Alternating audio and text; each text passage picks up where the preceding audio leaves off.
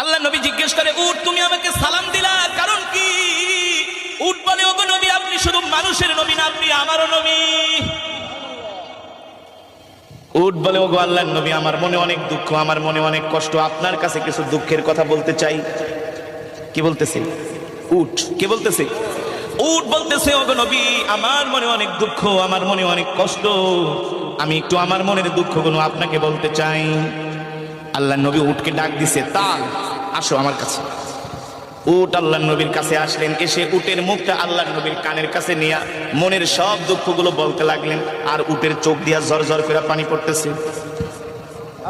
উট বলে, ওগো আল্লাহ নবী, দেখেন আমার বয়স হয়ে গেছে, আমি আগের মতো বোঝা বাইতে পারি না, আগের মতো আমি বোঝা বহন করতে পারি না, এই কারণে আমার মালিক আমাকে ঠিক মতো খাওয়া দাওয়া দেয় না, আমাকে খাবারে কষ্ট দেয়। শুধু এটাই না, আমার মালিক আমাকে জবাই করার জন্য দেখেন একটা ছুরি নিয়ে আসছে, একটু পরে আমার মালিক আমাকে জবাই করে দিবে। আল্লাহু আকবার, জোরে বলেন আল্লাহু আকবার। আল্লাহ নবী উটের কথাগুলো